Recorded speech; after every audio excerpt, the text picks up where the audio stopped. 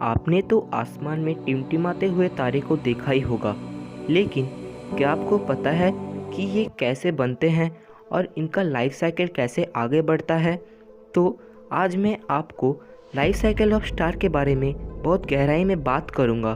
तो इस वीडियो को शुरू से लास्ट तक ज़रूर देखना, क्योंकि ये बहुत नॉलेजेबल एंड साइंटिफिक वीडियो होने वाला है। तो अपने फुल कंसंट्रेशन से इस वीडियो को देखना और आपको आज पूरा स्टार फॉर्मेशन के बारे में पता चलेगा और उसके साथ ही स्टार कैसे मरते हैं, उनका डेड कैसे होता है वो भी पता चलेगा। तो शुरू से लास्ट तक ज़रूर देखना। First point, how a star forms. एक स्टार का फॉर्मेशन गैस क्लाउड से स्टार्ट होता है।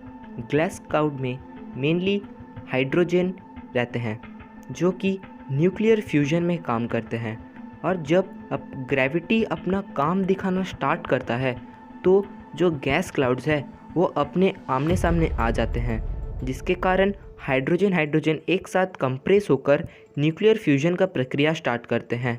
और इस प्रक्रिया जब स्टार्ट होता है तभी हमारा स्टार फॉर्म होता है।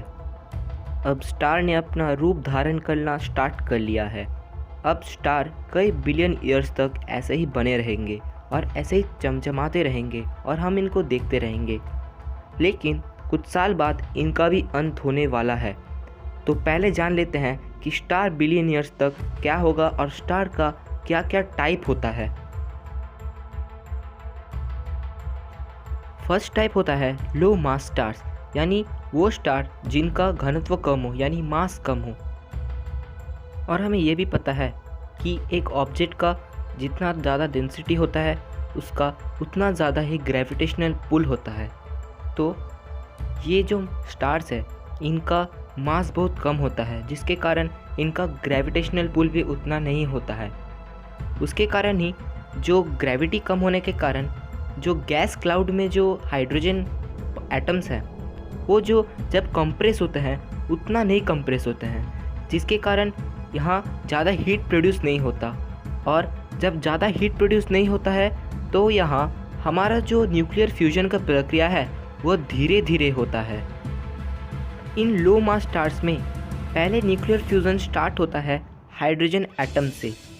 हाइड्रोजन एटम जब एक दूसरे से फ्यूज़ करते हैं तो हीलियम फॉर्म करते हैं, और हीलियम के साथ ही बहुत बड़ा हीट प्रोड्यूस होता है। और इस हीट प्रोड्यूस करने के कारण ही हमारा जो स्टार है वो बचा रहता है।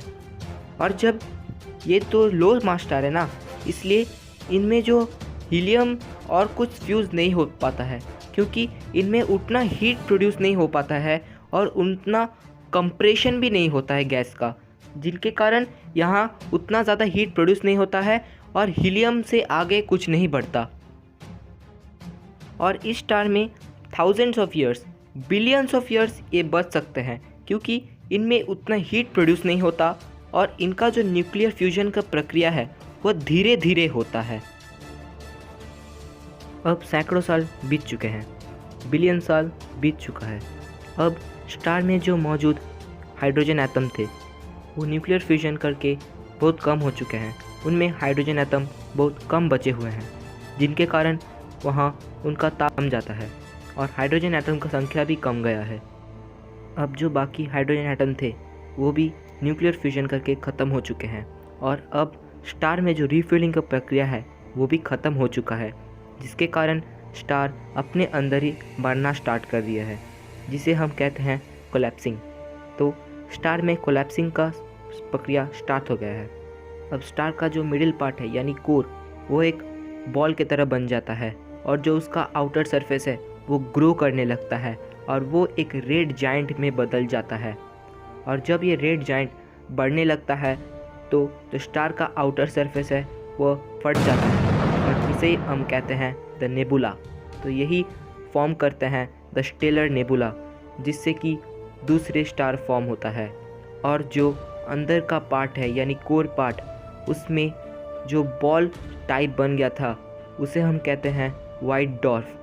वो वाइट कलर का होता है, और ये वाइट डॉर्फ अपने ही अंदर धीरे धीरे बिलियन ईयर्स में ठंडा होता रहता है, और ये ठंडा होकर ही ब्लैक डॉर्फ बन जाता है। और ब्लैक डॉर्फ जो होता है वो भी ठंडा होता है और ब्लैक डॉर्फ ही रह जाता है। सेकेंड टाइप में आता है हाई मास स्टार, यानी जिनका घनत्व ज़्यादा हो और मास भी ज़्यादा हो। और इनका मास ज़्यादा होने के कारण इनका ज़्यादा ग्रेविटी भी होता है, जिसके कारण गैस कंप्रेशन भी ज़्यादा होता है।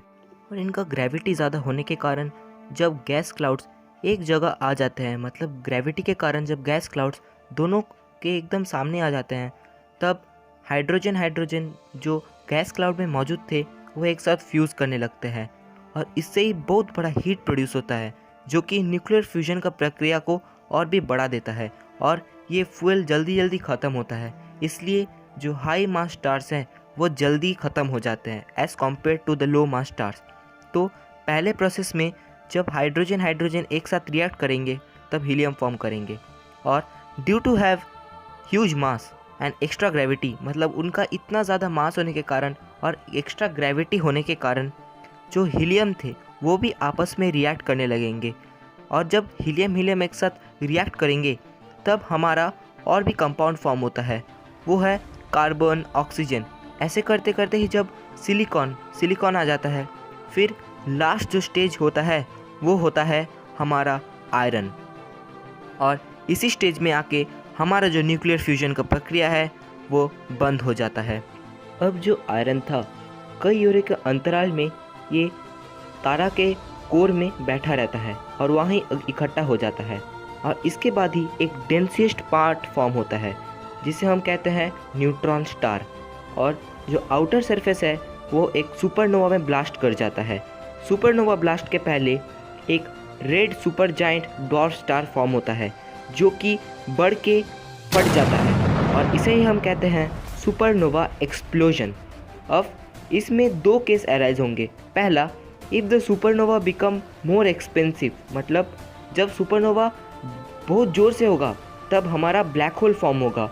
अगर सुपरनोवा जो कि नॉर्मल सुपरनोवा होता है अगर वो हुआ तो हमारा न्यूट्रॉन स्टार फॉर्म होगा, और ये neutron star most densest material substance in the universe, ये मोस्ट डेंसिएस्ट सब्सटेंस होता है यूनिवर्स में। अगर हम चम्मच में उसको लें तो उसका वेट होगा लगभग 15 टन। आप सोच सकते हो कि उसका कितना डेंसिएस्ट होता है।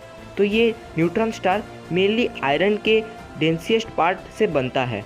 तो जो हाई मास स्टार्स है उसमें मेनली ब्लैक होल बनता है, नहीं तो एक न्यूट्रॉन स्टार भी बन सकता है। तो कैसे लगा वीडियो? अगर अच्छा लगा हो तो खुल के शेयर करना और हमारे चैनल के साथ जुड़े रहना। मिलते हैं अगले वीडियो में कुछ अमेजिंग साइंस टॉपिक को लेकर। तब तक के लिए thank you for watching. Bye bye.